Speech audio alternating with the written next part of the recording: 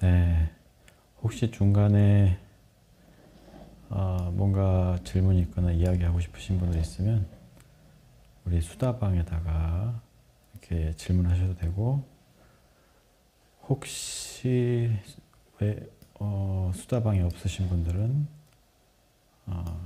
실시간 댓글창에다가 남겨주시면 답을 드리도록 할게요. 네, 오늘은 예수님은 어디 있나? 네, 이런 제목으로 말씀 나눌 텐데, 먼저 성경 본문을 한번 보겠습니다. 마태복음 10장 40절에서 42절입니다. 제가 읽어드릴게요. 너희를 영접하는 자는 나를 영접하는 것이요 나를 영접하는 자는 나 보내신 이를 영접하는 것이니라. 선지자 이름으로 선지자를 영접하는 자는 선지자의 상을 받을 것이요 의인의 이름으로 의인을 영접하는 자는 의인의 상을 받을 것이요 또 누구든지 제자의 이름으로 이 소자 중에 하나에게 냉수 한 그릇이라도 주는 자는 내가 진실로 너에게 이르노니 그 사람이 결탄코 상을 잃지 아니하시리라 하시니라. 네, 뭐 이건 다 아는 본문입니다. 늘 아는 본문을 가지고 하죠.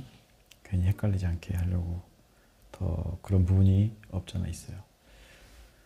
내가 지금 방금 전까지 세례교육을 하느라고 목을 많이 썼더니 목이 조금 걸걸한 느낌이 드네요. 좀 이상한 소리가 나더라도 이해해 주시고요. 네, 오늘 예수님이 어디 있을까? 제가 호기심이 많아가지고 어렸을 때 참 유명한 사람이었어요. 동네에서 명제 하면 모르는 사람이 없었습니다. 뭐 초등학교 때 제가 말씀드린 적이 있는지 모르겠지만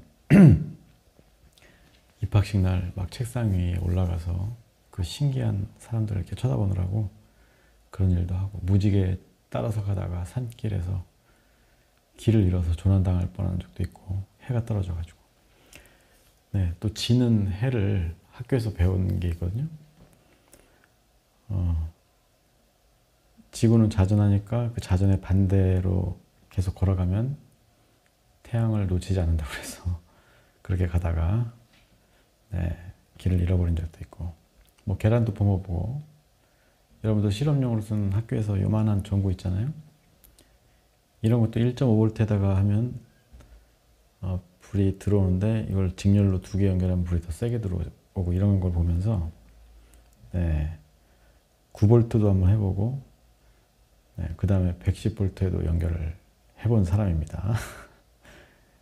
파지직하고 죽을 뻔했는데, 또 모터도 마찬가지였어요. 모터도 9V 하면 엄청 빨리 돌아가고 1.5V짜리 건전지는 그냥 돌아가고, 그래서 110V, 어렸을 때는 110V였거든요. 그래가지고 110V에 꽂았다가 난리가 난 적이 있습니다. 그만큼 호기심이 많았다는 얘기고요. 조금 이제 커서 철이 좀 들고 나서는 이런 짓을 하지 않았죠.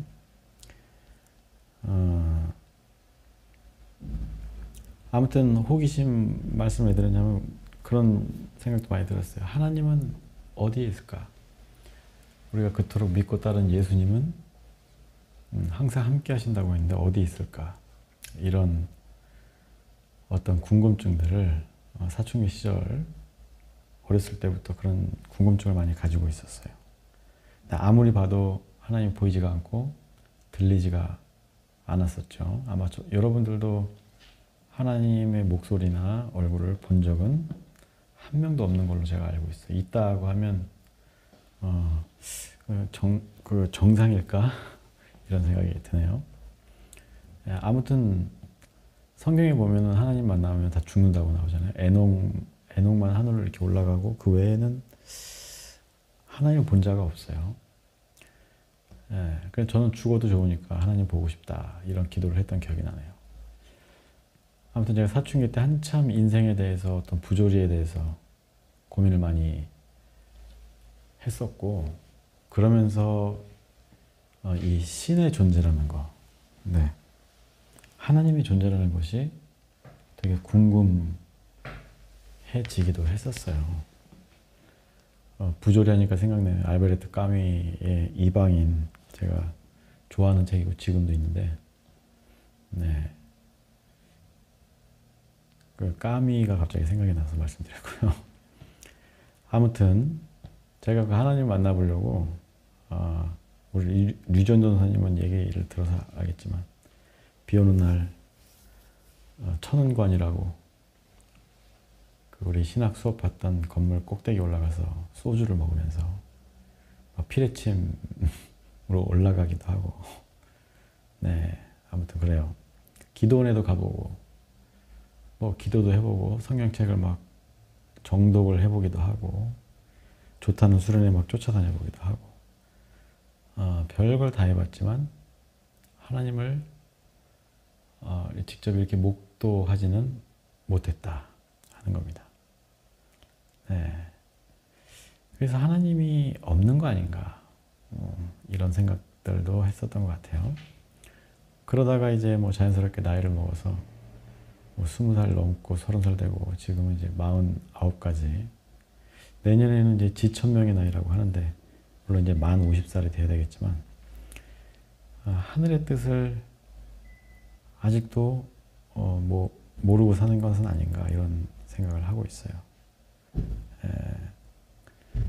그런데 제가 이제 대학원 공부하면서 여러 가지 통찰들을 많이, 인사이트가 이렇게 넓어지는 경험을 했는데, 오늘 본문 말씀이 저의 생각을 바꿔준 말씀 중에 하나예요. 네. 제가 지난주에도 노자 이야기를 했었던가 모르겠네요. 도가도 비가도 말씀드렸죠. 도를 도라고 하면 그 도는 도라고 부를 수 없다. 도가 아니다. 내가 찾던 그 하나님과 진짜 하나님 사이에서는, 그러니까 내가 상상하고 규정했던 하나님이 있었을 것이고, 실제 하나님은 따로 존재했을 것이고요. 지난주 얘기처럼 우리가 다 알지 못하는 것이죠. 그 사이에 간극이 굉장히 넓었다는 걸 제가 깨닫게 되었고요. 여태까지 내가 알아왔고 믿어왔던, 내가 보고자 했던 하나님은 허상이었다는 것을 제가 깨닫게 됩니다. 내가 여태까지 허망한 것을 쫓아다녔구나, 찾아다녔구나. 하나님을 만날 수 있는 사람은 없다고 하던 그 성경 말씀이 이제 이해가 되는 거예요. 만날 수가 없죠. 그렇게 엉뚱한 하나님을 찾아다니면 그 하나님을 어떻게 만날 수 있겠어요? 죽어야만 만날 수 있는 겁니다. 물론 이제 어떤 사람을 만났다고 하는 사람들이 있긴 하니까, 혹시라도 뭐 진짜 만났을지도 모르니까 여지는 좀 남겨놓고 싶어요. 아무튼 하나님은 손에 잡히지도 않고 보이지도 않고 들리지도 않고 냄새도 맡을 수 없는 존재가 아닌가. 그러나 존재하는, 그리고 우리를 어떤 경험을 하게 하는 그런 존재로서 계신다 하는 사실을 오늘 본문 말씀을 통해서 알 수가 있습니다. 오늘 마태복음을 보면 하나님을 만날 수 있다, 뭐 이렇게 확답을 주는 건 아니지만, 하나님을 만난 것처럼, 예수님을 만난 것처럼 느낄 수 있다는 거, 이것을 설명하고 있어요. 우리가 그렇게 애타게 찾고 있는 하나님, 예수님, 결국에는 이렇게 말씀하시죠. 너희를 영접하는 자는 나를 영접하는 것이다. 그리고 예수님이 다시 본문 한번 다시 볼까요? 그리고 선지자 이름으로 선지자를 영접하면 선지자의 상을 받을 것이고, 의인의 이름으로 의인을 영접하면 상을 받을 것이고, 줄줄줄 나가다가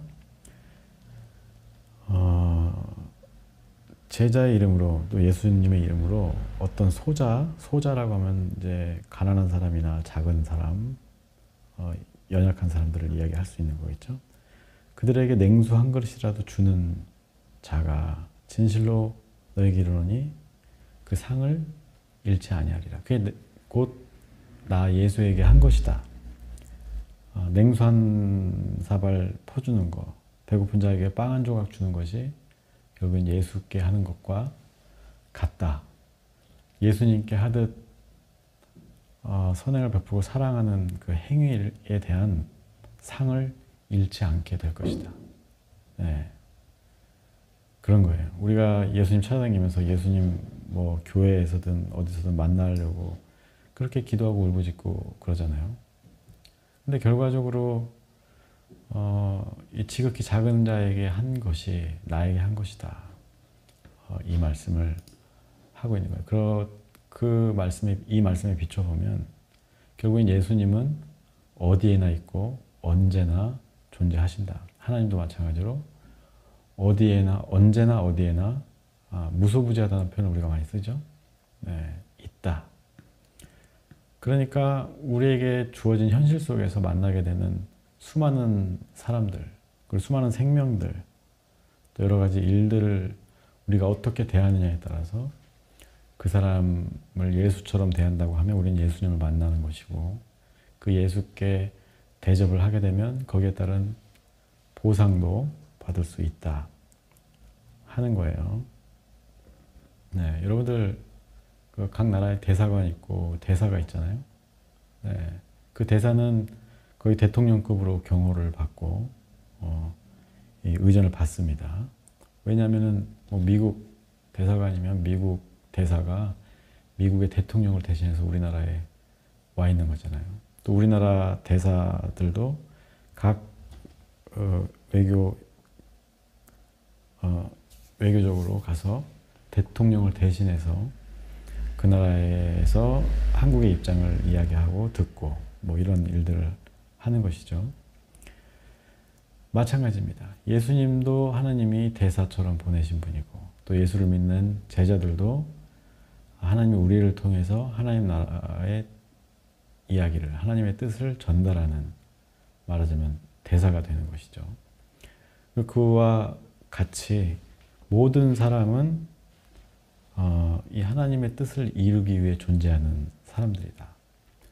가난한 사람은 그냥 가난한 것이 아니라 그 사람을 도울 수 있는 기회를 주는 것이죠. 많은 사람들에게.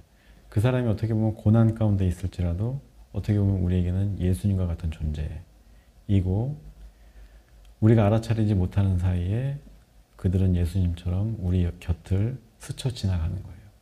근데 우리가 그런 예수를 곁에 두고도 엉뚱한 허공을 쳐다보면서 예수를 찾고 하나님을 찾는 것, 이것이 얼마나 어리석은 신앙이고 사람인지 우리가 한번 생각해 볼 문제가 아닌가 싶어요. 예, 그래서 우리가 누군가를 만나는 일에서 하나님이 보내주신, 만나게 해주신 그 사람을 환대하고 선의를 베풀고 대접하고 사랑할 때 우리는 그 사람을 통해서 하나님을 만나는 것이고, 그 사람 또한 우리의 그런 선의를 통해서 하나님의 구원의 손길을 경험하게 되는 겁니다. 그래서 하나님이 있느냐 없느냐, 만나봤느냐 못 만나봤느냐, 이런 논쟁이나 이야기들은 사실상 의미가 없는 허망한 말들일 뿐이에요. 우리가 아무리 예수님에 대해서 공부하고 하나님에 대해서 정의를 내릴 수 있다고 하더라도 그 하나님을 믿는 자로서 우리가 어떤 삶을 사느냐, 이것이 방향이 정해지지 않고 그 목적이나 이런 것들이 정해지지 않는다면 우린 그리스도인으로서의 삶을 사는 것이 아니고, 여전히 하나님을 곁에 두고도, 예수님을 곁에 두고도 만나지 못하는, 하나님을 그렇게 사랑한다고 하면서 믿는다고 하는 그 사람들이 결국에는 하나님을 보지 못하고 하늘나라로 가게 된다는 것이죠. 간단하게 얘기하면 보잘것없고 시시해 보일 수 있는 사람이라도 어떻게 보면 그 사람들이 우리에겐 예수처럼 보여야 된다는 거예요. 그 사람 안에 예수님의 정신이 서려 있는 거예요. 모든 생명에는 마찬가지라고 봅니다. 하나님의 영이 서려 있어서 하나님을 대하듯 우리가 생명을 대하는 거예요. 동식물을 막론하고 환경 전체에 대한 것도 마찬가지입니다. 멀리 가면 그렇고 가까이에서는 우리 가족이나 친구들, 이웃들, 또 우리 직장 동료들이 되겠죠. 여러분 옆에 앉아 있는 사람, 앞에 앉아 있는 사람, 그 속에 하나님이 있다는 겁니다. 예수님이 그 자리에 있다는 거예요. 좀 과장해서 얘기하면 우리가 만나는 모든 사람이 어떻게 보면 예수님이다 하는 겁니다. 꼴보기 싫은 사람이라 할지라도. 그 붓다가 그런 말 했잖아요. 또 까먹었네. 돼지는 돼지만 보인다. 제가 그 여러 번 말씀드린 건데, 우리의 심상이 어떠하느냐에 따라서 부처 같은 마음을 가진 사람은 부처만 보이는 거예요. 모든 사람을 부처 대하듯 대하는 것이죠. 근데 돼지는 돼지밖에 보이지 않아서 서로 경쟁하고 먹을 거 가지고 싸우고 박터지는 그런 삶을 살 수밖에 없는 겁니다. 우리가 하나님을 믿는다고 한다면 우리의 세계관이나 모든 관념들이 뒤바뀌어서 세상을 달리 볼 수 있다는 뜻이고, 그 얘기는 뭐냐면 우리가 보는 것마다 듣는 것마다 다 하나님의 모습이고 하나님의 말씀이라는 거예요. 그래서 한치도 흘림없이 이 세상에서 벌어지고 있는 일을 통해서 하나님이 우리에게 주시는 교훈을 우리가 얻을 수 있다는 것이죠. 그리고 그 사람을 대하는 그 태도를 통해서 우리가 하나님이 존재하신다는 사실을 우리 행실을 통해서 증명해 나가는 것이고, 그때 비로소 우리가 교회로서의 어떤 모습을 갖추게 되는 것이죠. 한 사람이든 두 사람이든. 결국에는 저도 엄청난 시간과 노력을 들여서 하나님을 찾아 헤맸지만, 결과적으로 돌아보면 하나님은 늘 우리 주변에 있었다는 것이죠. 어떻게 보면 내 안에 있는 것이기도 하고, 그래서 하나님은 여러분들을 통해서 또 저를 통해서 또 우리가 만나게 되는 모든 사람들을 통해서 이미 역사하고 있다. 어디에서든지 우리가 그래서 예배할 수 있다는 거예요. 우리가 흔히 어느 곳에서든지 예배하게 해달라 이런 노래도 있잖아요. 그 예배라는 건 무엇이냐? 그냥 예배당에 앉아서 오르간 소리에 맞춰서 찬송가 부르고 기도하고 설교 말씀 듣고 이런 것만이 예배가 아니라, 나가서 지하철을 타든 버스를 타든 그때 만나는 사람들, 그 중에서 또 어려움을 겪는 사람이 있다 그러면 그런 사람들을 돕거나 배려하는 것으로 우리는 하나님을 만나고 하나님께 선의를 드리게 되는 것이죠. 그게 경배이고 찬양인 것이죠. 막 북 두들기면서 주여주여 하고 막 노래 막 불러 제끼는 게 찬양인가요? 물론 그런 것도 찬양의 한 종류일 수 있지만, 그것으로 끝난다고 한다면, 이게 삶으로 이어지지 않고 교회 안에서만 맴도는 그런 신앙을 가지고 있다면 우리의 신앙은 실패하는 것이고, 그런 신앙인들이 모여있는 교회는 실패한 교회가 되는 거예요. 아무리 머릿수가 수천 명, 수만 명이라고 하더라도 하나님을 만나지 못하고 예수님을 보지 못하는 식견을 가졌다면 그것은 올바른 신앙인으로 볼 수 없다 하는 겁니다.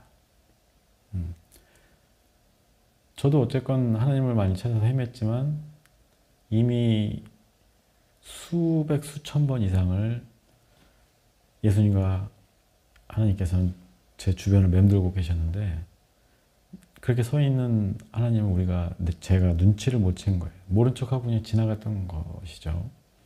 내가 바라는, 내가 그려낸 하나님만 찾아다닌 거예요. 여러분들도 이제 그리스도인으로서 조심해야 될 부분입니다. 내가 생각한 하나님, 나에게 복을 주시는 하나님이라든지, 내 지금의 어려움을 타개해 주시는 하나님이라든지, 그렇게 협소한 하나님으로만 생각하고 찾아다니면 없죠. 그러나 우리가 눈에 보이는 하나님들, 눈에 보이는 예수님들께 선함을 베풀고 우리의 것을 나누고 사랑한다면 그것은 곧 예수님을 섬기고 사랑하는 것과 동일한 것이고, 또 하나님을 사랑하는 것으로부터 오는 하늘의 축복은 덤으로 우리에게 주어진다. 그래서 지금 우리가 있는 지금 이 장소가 하나님이 계신 곳이고 또 그 현장에서 우리에게 주어진 그런 어떻게 보면 계시죠. 지나가다가 폐지 줍는 할머니가 저도 그런 건 몇 번 있지만 길을 건너다가 툭 떨어뜨리면 어떻게 해요? 그냥 외면하고 가겠어요? 어지간하면 여러분들 다 같이 들어드리고 혹시 신호가 바뀌더라도 이렇게 수신호라도 해서 할머니 안전하게 건너드리게 하잖아요. 그런 거예요. 그런 할머니, 할아버지, 노숙자 그들을 어떻게 대하느냐에 따라서 우리는 하나님을 경험할 수도 있고 엉뚱한 하나님만 찾아 헤매는 그런 바보가 될 수도 있다고 하는 겁니다. 하나님이 있다는 것은 그래서 증명하기가 어떻게 보면 쉬운 거예요. 정반합의 논리로 하나님의 존재를 증명한다고 하면 어렵죠. 네, 과학은 일관되게 신이 없다고 이렇게 가리키고 있어요.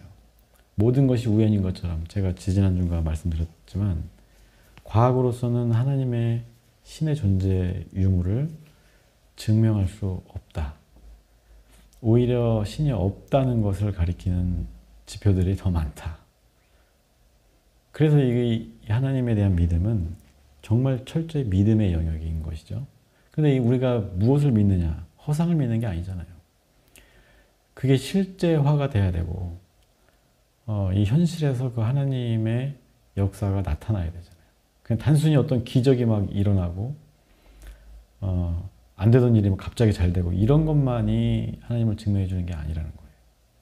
결과적으로 우리가 사람들을 대하는 태도를 통해서 그 사람들에게 베푸는 선한 마음을 통해서 하나님이 증명된다는 거예요.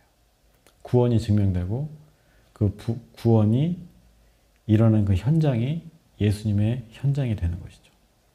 저도 꽤 오랜 시간 하나님 만나보겠다. 또 하나님을 증명해 보겠다고 애썼던 사람이에요.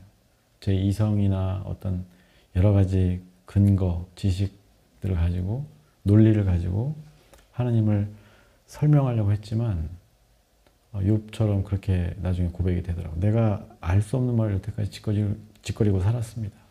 내가 이해하지도 못한 말을 했습니다. 이런 고백이 절로 나오는 거예요. 예. 하나님을 논리적으로 정반합의 논리로 설명하는 것은 불가능하다. 저 아니라 이 세상에 어느 누구라도 말로 글로 하나님을 증명할 수 있는 사람이 있을까? 네. 단언컨대 한 명도 없으리라 봅니다. 물론 이제 말발로 어떤 맥락을 통해서 하나님이 있는 것처럼 장황하게 설명을 할 수 있겠고 꾸준하게 가스라이팅 하듯이 해가지고 할 수는 있겠지만 거기서 그치는 것은 아무 의미가 없다는 겁니다. 결과적으로 하나님이 있다고 믿는다는 것은 그 하나님이 있으니까 우리가 그 하나님의 뜻대로 살아야 되는 거예요. 하나님의 뜻대로 산다는 건 아까 얘기했던 것처럼 작은 소자에게도 예수님 대하듯이 우리의 선함을 알게 하는 것. 그것으로 우리가 하나님을 또 예수님의 부활을 그 구원의 역사를 설명할 수 있고 증명할 수 있다는 사실을 우리가 꼭 기억해야 하는 겁니다. 어쩌면 우리가 그토록 찾아 헤매던 예수가 바로 내 옆에 있을지도 몰라요. 지금 내 옆에, 내 앞에 또 지나가는 사람 중에 있을지 몰라요. 예수께서는 여전히 부족한 우리에게 늘상 찾아오고 있는 겁니다. 그리고 어쩌면 우리 마음속에도 이미 와 있을지 몰라요. 그래서 우리는 서로를 예수 대하듯이 부처 눈에는 부처만 보이는 것처럼 예수 믿는 사람들은 예수만 보여야 정상이죠. 예수님 대하듯이 해야 하는 겁니다. 그때 비로소 우리의 삶을 통해서 말이 아닌 삶을 통해서 행실을 통해서 예수님의 하나님의 존재가 증명이 되는 것이다. 다시 말하면 우리 앞에 있는 사람한테 잘하자. 옆에 있는 사람한테 잘하자. 그것이 바로 예수님과 함께하는 것이고 예수님을 섬기는 것이고 예배하는 것이다. 라는 사실을 우리가 기억해야 하는 겁니다. 그래서 이 사실을 우리가 깨닫고 우리 옆에 바로 예수님이 늘 항상 가까이 계신다는 사실을 깨닫고 서로 죽게 대하듯 한다고 하면 서로 사랑이 넘치고 존중과 배려가 넘치게 된다면 그것이 바로 하나님을 증명하는 것이죠. 그리고 이 세상을 좀 더 정의롭게 공의롭게 바꿔나가는 단초가 되는 겁니다. 네. 그렇게 바꾸어져가는 변화되어져가는 그 현장이 하나님 나라인 거예요. 천국인 거예요. 천국도 그렇죠. 보이지 않는 천국, 말로 설명하는 천국, 그런 사람이 있다면 위험한 사람입니다. 절대 그런 사람들 말 듣지 말고 결과적으로 그 사람의 행실을 보고 궤적을 봐야 돼요. 그 사람이 지난 10년간, 20년간 어떻게 살아왔는지를 보면 지금의 저 사람의 말과 행동이 증명이 될 수도 있고 아니면 저게 위선자구나 이런 것이 증명이 될 수도 있다는 것이죠. 우리 윤석열 대통령이나 김건희 여사도 지난 몇 년, 10여 년, 20여 년간의 삶을 우리가 어쩔 수 없이 뉴스를 통해서 이렇게 들여다보게 되는데 그런 과정을 보니까 지금의 어떤 국정농단이나 이런 것들이 설명이 되고 이 사람들은 어쩔 수 없이 무너질 수밖에 없겠구나라는 어떤 인과관계를 이해할 수가 있게 되죠. 네. 결국에는 그렇습니다. 내 삶으로 하늘나라, 하나님 나라, 예수를 증명할 수 없다면, 하나님을 증명하지 못한다면 교회를 다니고 예수님 믿는 것이 아무 의미가 없는 거예요. 굳이 왜 교회를 다녀? 그런 사람들은 다닐 필요 없어요. 시간 버리고 돈 버리고. 재밌어서 오는 거면 뭐 그냥 재미만 느끼고 가면 되지만 어디 가서 나 그리스도인이요, 나 집사요, 장로요, 목사요 하는 것은 조심해야 된다. 그렇게 하지 말아야 된다. 저는 그렇게 봅니다. 아직도 많은 사람들이 무지개를 찾는 것처럼 하나님을 찾아서 헤매이고 있는지도 모르겠어요. 제가 목회자로서의 사명이 있다고 하면 바로 그런 지점에서 하나님께 인도하는 일이겠죠. 근데 교회 안에서 이런 다소 직설적이고 뭐랄까 현실적인 이야기들을 하다 보면 굉장히 반발에 부딪히죠. 여태까지 자기가 믿어왔던 하나님이 있는데 그건 가짜일 수 있다고 얘기하고, 내가 뭐 교회에서 헌금도 많이 내고 뭐 이것저것 잘 하는데 후원도 잘 하는데 무슨 소리냐, 나는 열심히 사랑했다 이렇게 얘기하면서 자기 가족한테는 으르렁거리고 좀 연약한 사람들 무시하고 열등한 존재로 여기고, 여전히 내 마음속에는 차별과 편견이 가득한 이런 그리스도인들이 얼마나 많아요. 그런 그리스도인은 되지 말자. 그럴 거면 차라리 절에 가자 하는 얘기입니다. 그래서 사람들이 아직도 그래요. 뭐 이런 책 저런 책도 막 뒤져보는 사람들도 있고, 또 TV에서 나오는 여러 목사님들 말씀을 막 다 이렇게 해서 막 메모까지 해가면서 듣는 사람도 있는데, 그렇게 열심으로 하시는 분들 제가 보면 그 믿는 예수님의 향기가 나는지 안 나는지 분간이 안 되는 분들도 많이 있더라고요. 제 경험적으로. 그래서 예수님이라는 거는 하나님이라고 하는 것, 또 우리가 뭐 성령이니 뭐니 하는 이런 영적인 것들은 모호하고 다소 관념적이다 보니까 거기에 매달려 있다는 것은 어떻게 보면 잘못된 신념을 가질 수 있는 계기가 되는 것이고, 이 잘못된 신념이 확증 편향으로 부풀어져서 내가 원하는 하나님을 만들어낼 수 있다. 창조자네, 창조자.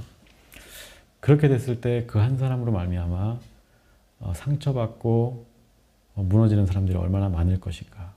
이 한 사람의 잘못된 신념이 참 여러 사람을 피곤하게 하잖아요. 우리 대통령 내부만 봐도 아는 것처럼 그 사람의 잘못된 그릇된 신념 때문에 얼마나 많은 똑똑한 공무원들이, 고위공직자들이 바보가 되어가고 있어요. 특히 검찰 이번에 불기소 무혐의 처리가 됐죠. 그 도이치모터스 개나 소가 웃을 일인데도 손바닥으로 하늘을 가리고, 그런 것들로 그들은 그들의 무능과 무지함과 부정의함과 불의함을 증명해내고 있다. 열심히 증명하고 있어요. 그 끝은 파멸일 뿐입니다. 네, 이제 시간이 얼마 안 남았다고 봅니다, 저는.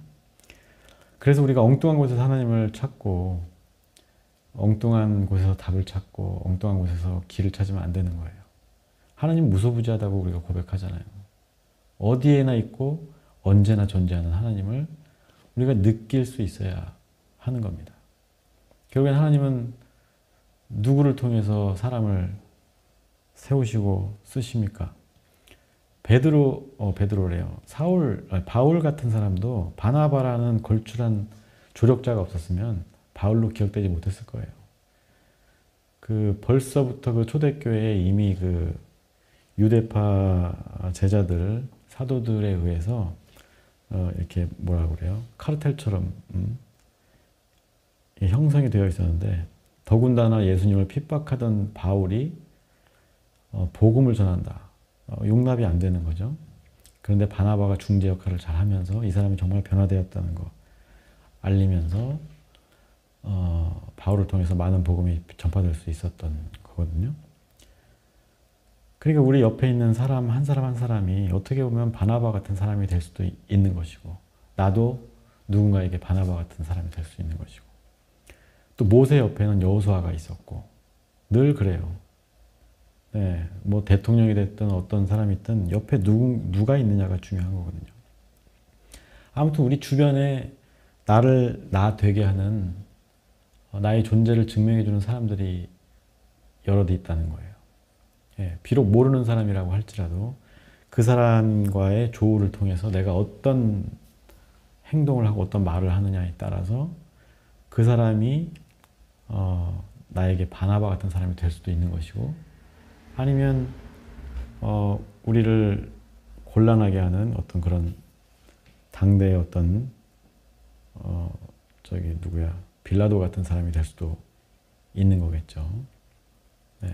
그래서 우리는 하나님을 볼 수 있는 사람들이에요. 결국 제가 말씀 다 드렸던 것처럼 이제 하나님이 보이기 시작할 수도 있어요. 그렇게 볼 수 있는 사람이라 그러면 이 주변을 둘러보세요. 보일 거예요. 하나님이 이 사람을 통해서 나에게 지금 무언가를 말씀하고 있구나 하면서 그 사람을 선대하고 섬길 수 있는 마음이 생기겠죠. 그렇게 안 보인다고 한다면 여전히 나는 돼지구나. 돼지는 돼지밖에 안 보이니까. 저도 뭐 온전한 인간이 아니어서 가끔 화가 나고 짜증도 나서 그럴 때가 있지만, 그럴 때마다 저는 나는 돼지구나. 네. 돼지라는 생각을 하는 건 아니지만, 내가 오늘 또 예수님을 그냥 스쳐 지내보냈구나. 이런 생각을 합니다. 그래서 우리는 언제든 어디서든 예수님을 조우할 수 있다는 사실을 우리가 기억하면서 한 걸음 한 걸음 내디딜 때마다 그리스도인답게 나아가야 하는 거예요. 그래서 하나님 아주 가까운 곳에서 우리가 경험할 수 있는 그 영역 한가운데 계신다 하는 사실을 우리가 꼭 기억했으면 좋겠고, 어떤 신비나 이런 것들을 쫓아다닐 것이 아니에요. 물론 그런 신비로운 일들도 경험할 수 있겠죠. 우리가 살아가다 보면. 저도 간증할 기회가 있는지 모르겠지만 병이 나은 적이 있거든요. 말씀 한번 드렸던가. 심장이 별로 좋지가 않았어요. 부정맥 같은 게 막 있고 간헐적으로 막 나타나서, 그랬는데 제가 정말 왜 그랬는지 모르겠는데 군대에서 100일 동안 아침밥을 먹지 않고, 그때는 제가 지금 원래 아침밥을 안 먹지만 그때 아침밥 없으면 너무 힘들었던, 군대 시절은 다 그렇잖아요. 그 힘든 배고픔을 참아가면서 금식 기도를 세 끼를 다 하면 이제 영창 가기 때문에 한 끼만 100일 동안 기도하고 정말 병이 싹 나았거든요. 그 이후로 심장이 아프지를 않았어요. 그런데 내가 이런 얘기를 막 일반화해가지고 얘기하지 않잖아요. 이건 내 경험일 뿐이고, 하나님이 고쳐주셨다고 내가 개인적인 고백은 하지만, 내가 이렇게 말한 하나님이 진짜 하나님인지 또 남들에게 오해를 줄 수가 있잖아요. 나도 저렇게 기도하면 그럼 나도 병 고치는 건가? 하나님 원래 그런 사람인가, 존재인가? 그렇기 때문에 제가 떠벌려서 얘기하지 않는 것뿐이지. 네, 그렇습니다. 그래서 이런 어떤 영적인 체험이라든지 신비함 이런 걸 쫓아낼 것이 아니라 우리 현실 가운데서 하나님을 만날 수 있다는 것을 우리가 기억했으면 좋겠다 하는 거예요. 네, 오늘 본 말씀하고 맥락이 같은 건데 마태복음 20장에 25장인가에 보면 이 지극히 작은 자에게 한 것이 곧 나에게 한 것이다 이런 구절도 있어요. 네, 그러면서 또 28장 20절에 보면 예, 승천하시기 전에 세상 끝날까지 우리와 함께 하겠다. 이게 무슨 의미인지 저도 한참을 헤맸지만 결국엔 그거예요. 제가 여태까지 계속 말씀드렸던 그 맥락 안에서 이미 함께하고 계시고 이미 우리 주변을 서성이고 계신다는 거고 우리가 알아차리지 못한다는 것 뿐이죠. 그래서 그걸 알아보는 사람만이 예수님이 함께 하신다는 사실을 우리가 깨달을 수 있는 거예요. 저는 그걸 몰라봐서 평생을 예수를 찾아서 엉뚱한 곳에서 헤매고 다녔던 것이죠. 그래서 가까이 있는 사람에게 잘하는 거, 존중하고 사랑하는 것이 우리가 예수님께 할 수 있는 우리의 최고의 예배가 되고 찬양이 되고 기도가 된다 하는 사실 여러분들 꼭 기억할 수 있기를 바랍니다. 교회에서만 만날 수 있는 예수님이거나 예배 중에만 만날 수 있는 예수님이라고 하면 글쎄요. 그 예수님은 실제일까요? 네. 모르겠습니다. 그런 예수는 있는지 없는지 내가 잘 모르겠고 결과적으로는 우리 주변에 있다. 언제나 함께 있다. 예배 시간뿐만 아니라 또 교회 안에서만이 아니라 어느 곳에서나 예수님을 만날 수 있다. 네. 그래서 예수님은 우리와 동떨어진 존재가 아니라는 겁니다. 네. 눈으로 봐야 알고 손가락으로 찍어 먹어봐야 똥인지 된장인지 구분하는 그런 초보적인 신앙에서 우리가 벗어나야 된다고 봐요. 한국 교회가 아직도 그런 초보적인 신앙에 갇혀 있는 것이 아닌가 저는 굉장히 우려하고 있어요. 그 다다음 주인가 우리 와이프가 알려줬는데 뭐죠? 동성애법? 뭐 속칭 그렇게 부르고 실제로는 무슨 평등 그 법이잖아요. 이것 때문에 그 뭐 유명한 목사님들 이찬수 목사님이나 등등 그 집회를 나간다고 해요. 몇만 명이 모이는지 모르겠는데 참 우려스럽습니다. 어떻게 구원받은 백성이 죄인이었던 사람들이 구원받아서 예수님의 복을 누리고 있는 사람들이 차별과 혐오를 선택할 수 있을까? 참 걱정이고요. 이러한 차별과 혐오로부터 우리를 구원해 주신 예수님의 뜻을 완전히 역행하는 일이 되어버리고 말 것 같아서 어떻게 보면 한국교회의 종말을 선언하는 집회가 되지 않을까 저는 그렇게 우려를 하고 있습니다. 한국이 아니라 한국교회가 점점 예수님과 멀어지고 있는 거예요. 우리 주변에 있는 어떻게 보면 동성애자도 누군가에게 위로받고 싶고 인정받고 싶은 욕구가 있는 연약한 사람들이잖아요. 물론 다 그런 건 아니고 못된 사람도 있겠지만 우리가 그들을 심판할 자격은 없는 거예요. 심판은 하나님이 하시는 거고 우리는 그들을 따뜻하게 품어주고 인정해 줘야죠. 저도 동성애 자체를 좋아하지 않습니다만 뭐 그들이 그렇다는데 어떡하겠어요. 그들의 인권도 소중한데. 그러니까 교회가 나서서 그걸 정죄하고 심판하는 일만큼은 하지 말아야 되는데 지금 넘지 말아야 될 선을 지금 넘고 있다. 저는 그렇게 보고 있습니다. 이 후과를 어떻게 감당할지 한국교회가 고민을 해야 할 시기가 다가올 것 같아요. 아무튼 안타까운 일인데 아무튼 눈에 보이는 사람, 보이는 자연 그대로 우리가 그것을 존중하고 사랑할 필요가 있는 겁니다. 선의를 베풀고 동성애를 하든 뭘 하든 우리는 베풀고 물론 이제 불의한 사람들에 대해서 많은 선한 사람들이 그 불의함에 상처받고 다치고 죽는 일이 없도록 그걸 막는 이런 것들에 대해서는 우리가 좀 나설 필요가 있지만 굳이 소수인 사람들의 그게 꼴 보기 싫다고 그래서 그렇게 정죄하고 심판하는 일을 광화문 한복판에서 하겠다. 이런 건 안 되는 것이죠.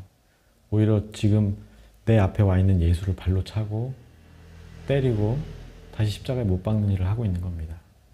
그 십자가 때문에 구원받은 사람들이 오히려 그 십자가를 다시 예수께 지우게 하는 이런 아이러니한 상황, 참 아쉽습니다. 아무튼 그래요. 내가 무슨 말을 하려고 했는데 좀 까먹어서 나중에 때가 되면 기회가 되면 말씀드리고요. 예수님은 어디 있는가? 결론을 다 아시겠죠? 내 주변에 있다. 내 안에 있다 하는 겁니다. 어떤 그런 신비로운 체험에 너무 얽매이지 마시고 좀 현실 속에 초롱초롱하게 존재하고 있는 그 예수들을 우리가 맞이할, 영접할 준비를 하면서 살아가는 저와 여러분 되시기를 주님의 이름으로 축복합니다.